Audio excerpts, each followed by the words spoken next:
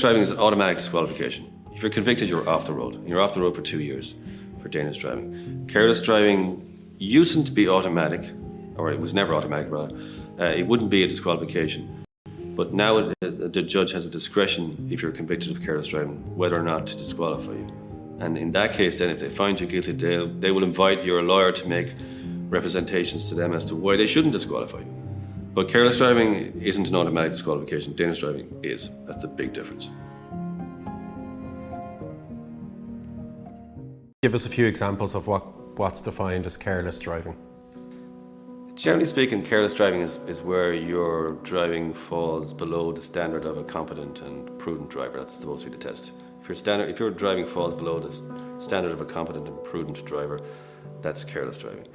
If your driving falls far below that standard, it's dangerous driving. Dangerous driving tends to be something where you expose people to peril. I think the exact expression is immediate peril. So you overtake on a continuous white line, there's another car coming, it has to swerve to avoid you. That would be generally regarded as dangerous driving. Overtaking on a continuous white line where there's nothing coming, but you cause an inconvenience to the driver in front of you that you were overtaking, might be careless driving. So it depends on the results of your driving. Tell us a little bit about the difference between careless driving and dangerous driving. Well, both of them can be the same kind of driving, actually. It can be the same type of driving, but this could be careless driving, this could be dangerous driving, it could be the same. What elevates careless to dangerous is the outcome. If the outcome is bad, if someone gets hurt, or if damage to property happens, it's going to be elevated likely to dangerous driving.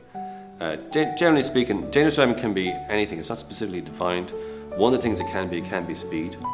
So if you're belting down the motorway at 180 or 90 kilometers an hour in a 120 kilometer zone, you could be arrested for dangerous driving, because dangerous driving includes speed.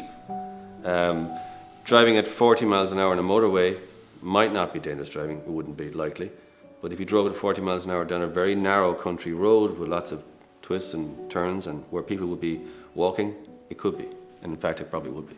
So it depends on circumstance.